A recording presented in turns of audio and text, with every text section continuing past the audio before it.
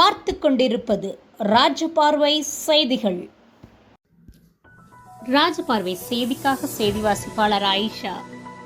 திருப்பூரில் ஐகேஎஃப் India நெட்வேர் association Tiruppur ஏற்றுமதியாளர் சங்கத்துடன் இணைந்து நடத்தும் 51வது குளிர்கால பின்னலாடை கண்காட்சி செப்டம்பர் மாதம் 4ஆம் தேதி முதல் 6ஆம் தேதி வரை திருப்பூர் பழங்கரை ஐகேஎஃப் வளாகத்தில் நடைபெற உள்ளது.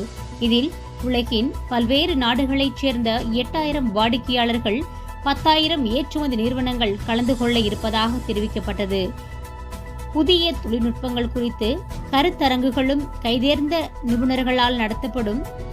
கடந்த மே, ஜூன், ஜூலை ஆகிய மாதங்களில் திருப்பூர் பின்னலாடை ஏற்றுமதி 10% வளர்ச்சி பெற்றிருப்பதாகவும், இந்த கண்காட்சிக்கு பிறகு வளர்ச்சி விகிதம் இன்னும் அதிகரிக்கும் என்றும் கூறப்படுகிறது. பத்திரிகையாளர் சந்திப்பில் இந்த கண்காட்சிக்காக உருவாக்கப்பட்ட போஸ்டர்கள் வெளியிடப்பட்டன. 2 நாட்கள் ஆடை அலங்கார அணிவகுப்பு நடைபெற உள்ளது. இந்த பத்திரிகையாளர்கள் சந்திப்பில் தலைவர் பப்பி சக்திவேல், தலைவர் சுப்பிரமணியம் மற்றும் நிர்வாகிகள் பலர் கலந்து கொண்டனர். ராஜபார்வை செய்திக்காக நிறுவனர் மற்றும் செய்தியாசிரியர் MD ராஜா. வணக்கம். எங்களது 51வது இந்தியா நெட்வேர் என்ற கண்காட்சியை வரும் செப்டம்பர் 4, 5, 6ஆம் தேதி நடத்த உள்ளோம். இந்த எக்ஸிபிஷன் முக்கிய அம்சம் என்னவென்றால், உலக அளவில் இப்பொழுது வளம் குன்றா வளர்ச்சி என்ற ஒரு சப்ஜெக்ட் தான் பேசப்படுகிறது. அதாவது நமது நமது நிலத்தை பாதுகாக்க வேண்டும். அதுதான் ஒரு முக்கிய பொருளாக உலக அளவில் பேசப்படுகிறது. ஆனால் திருப்பூர் பொறுத்தவரை நாங்கள் 10 வருடங்களுக்கு முன்பே இதை அமல்படுத்தி கொண்டிருக்கிறோம். இந்த ஃபேரில் முக்கியமாக பயர்களுக்கு நாங்கள் சொல்வது என்றால், திருப்பூர் என்றாலே சஸ்டைனபிலிட்டி, வளம் குன்றா வளர்ச்சி. அதற்காக திருப்பூர் ஏற்றுமதியாளர்கள் எல்லாவித முயற்சிகளையும் எடுத்து அதை ஒரு வெற்றிகரமாக நாங்கள் நடத்தி கொண்டிருக்கிறோம். அதற்கு ஏற்பதான் இந்த ஆடைகளும் கண்காட்சியில் வைக்கப்படுகிறது. இந்த பிற்காலத்தில் இந்த வளம் குன்றா வளர்ச்சி என்பது ஒரு பெரிய ஒரு தாக்கத்தை ஏற்படுத்தக்கூடிய ஒரு அபாயம் இருக்கிறது.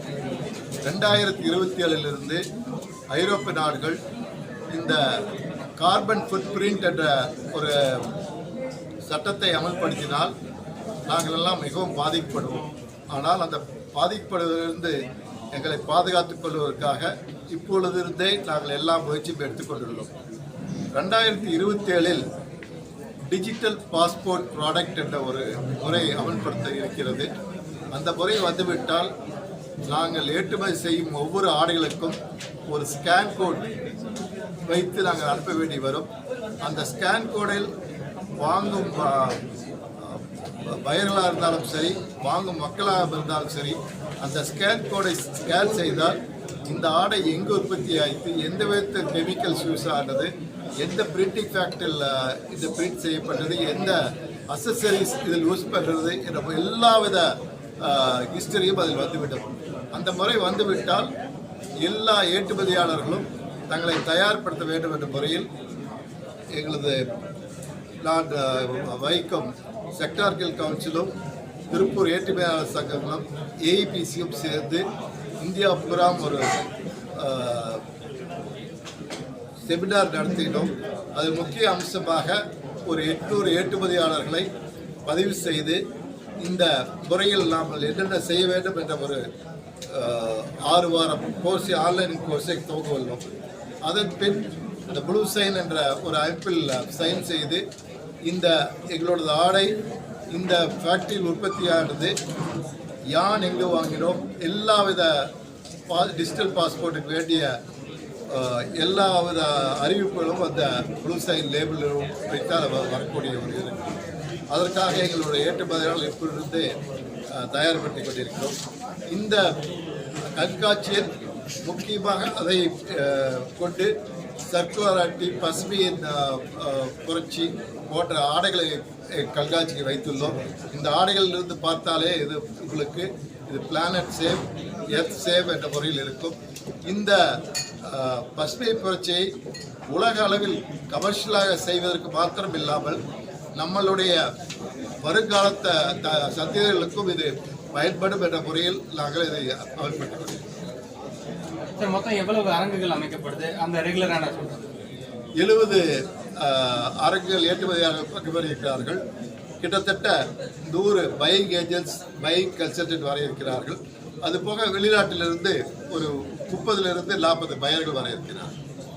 சார், என்னென்ன நாடுங்க சார் குறிப்பாக? ஐரோப்பிய நாடுகளிலிருந்து வர நிறைய பெயர் உள்ளது. அமெரிக்காவிலிருந்து வர இருக்கிறார்கள். துபாய் இருந்து வர இருக்கிறார்கள். இப்பொழுது ஒரு ஜப்பான் பையர்களும் வரதாக நேற்று ஒரு செய்தி வந்துள்ளது. இது போக இந்த கண்காட்சியில் உள்நாட்டு வர்த்தகத்தை மேம்படுத்துவதற்காக பெரிய பெரிய உள்நாட்டு வர்த்தகம், அதாவது ரிலையன்ஸ், டாடா, பிர்லா போன்றவர்களையும் இங்கு அழைத்துள்ளோம். அவர்களும் இங்கு வர உள்ளார்கள். ஏனென்றால் இப்பொழுது அந்த பெரிய ஸ்டோர்ஸ் ரிலையன்ஸ், டாடா போன்றவர்கள் கிட்டத்தட்ட 500 கோடியிலிருந்து 1000 கோடி இங்கே திருப்பூரிலிருந்து வாங்கி கொண்டிருக்கார்கள். அவர்களையும் இந்த கண்காட்சிக்கு வரவழைத்துள்ளோம். சார், இப்போ நம்மளுடைய பாரம்பரியமே இங்கே வந்து பருத்தி தான். பருத்தி என்பது நாங்கள் ஒரு பருத்தி ஆடைகள் ஒரு சேச்சுரேஷன் பாயிண்ட்டுக்கு சென்று விட்டோம். உலக அளவில் 80% செயற்கை இலையினால் ஆடைகளை தான் உற்பத்தி செய்து கொண்டிருக்கிறார்கள். 20% தான் பருத்தி ஆடைகள். ஆனால் இந்தியாவை பொறுத்தவரை 80% பருத்தி ஆடைகளும் 20% தான் செயற்கையில் செய்திருக்கிறோம். அதை மாற்ற ஸ்போர்ட்ஸ் வேர் என்பது கண்டிப்பாக நாங்கள் செயற்கை ஆடைகள் தான் செய்ய வேண்டும். அதற்கு 50வது ஃபேரிலே முயற்சி செய்துள்ளோம். இப்பொழுது கொஞ்சமாக அட்லீஸ்ட் திருப்பூரிலிருந்து இந்த 20% 30% 40% மாற்ற எல்லா விதையும் முயற்சி எடுத்துள்ளோம். அதற்காக 4 கருத்தரங்கள் நடத்துள்ளோம். அதில் முக்கிய அம்சம் ஆக்டிவ் வேர், ஸ்போர்ட்ஸ் வேர், செயற்கை ஆடைகளால் எப்படி நாம் மாற்றிக்கொள்ள வேண்டும் என்பதுதான்.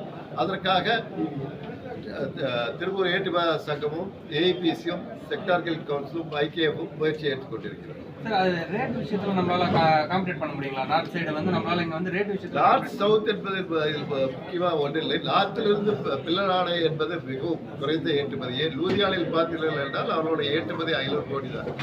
நாம் 34,000 கோடி செய்து கொண்டிருக்கிறோம்.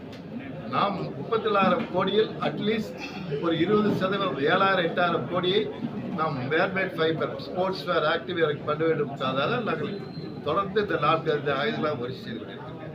சார், இந்த ஃபேரில் எவ்வளோ சார் 3 நாளைக்கு எவ்வளோ சார் வர்த்தக விசாரணை? கிட்டத்தட்ட ஒரு 500 கோடிக்கு வர்த்தகம். எப்பொழுது ஃபேர் என்பது ஸ்மார்ட் பிஸ்னஸ் நாங்கள் பார்ப்பதில்லை. நீண்ட காலைய பிஸ்னஸ் ரிலேஷன் தான் பார்க்கிறோம். ஒரு பையர் வந்தால் அவர் கடந்த 20 வருடங்களுக்கு முன்னால் ஒரு பையர் திரு ராப் அவர்கள் வந்தார். கோவிட் காலத்துக்கு அப்புறம் உக்ரைன் போர்க்காலத்துக்கு அப்புறம் மிகவும் தொய்வின நிலை இருந்து கொண்டெல்லாம் தெரியும். கடந்த 3-4 மாதங்களாக இந்த நிலையெல்லாம் மாறி கிட்டத்தட்ட ஒரு 10% வளர்ச்சியை நோக்கி சராசரியாக போய்கொண்டிருக்கிறது. இதற்கெல்லாம் நமது இறக்குமதியாளர்களிடம் இந்த வாங்கும் திறன் அதிகரித்தது. அதே போல் திருப்பூரில் உற்பத்தியாகும் பொருளானது வளங்குன்றா வளர்ச்சியை நோக்கி, அதாவது புவி மாசுபடாத ஆடை உற்பத்தி ஆகிறது என்ற ஒரு பிராண்டை நாங்கள் ஏற்படுத்தியதன் காரணமாக திருப்பூரில் ஏற்றுமதி வளர்ச்சி என்பது அதிகமாக ஏற்படுத்தி நடந்து கொண்டிருக்கிறது. இந்த 51வது இந்தியா நிட்பேர் ஐகேஎஃப் வந்து ஏஐபிசியுடனும், திருப்பூர் ஏற்றுமதியாளர் சங்கமும், அவார்ட் சங்கத்துடனும், பிஎஸ்எல் போன்ற அமைப்புடன் சேர்ந்து செய்கிறோம். கிட்டத்தட்ட 8000 ஏற்றுமதியாளர்களுக்கு, ஒரு 10,000 இறக்குமதியாளர்களுக்கு, 1500 பையிங் ஏஜென்ட்களுக்கும் தகவல் தரப்பட்டுள்ளது. இதில் நிச்சயமாக கடந்த ஆண்டுகளெல்லாம் விட இந்த ஆண்டு விற்பனை விசாரணை மிகவும் அதிகமாக இருக்கும் என்று எதிர்பார்க்கிறேன். செய்திகளை உடனுக்குடன் அறிந்து கொள்ள ராஜபார்வை செய்திகளை சப்ஸ்கிரைப் செய்யுங்கள்.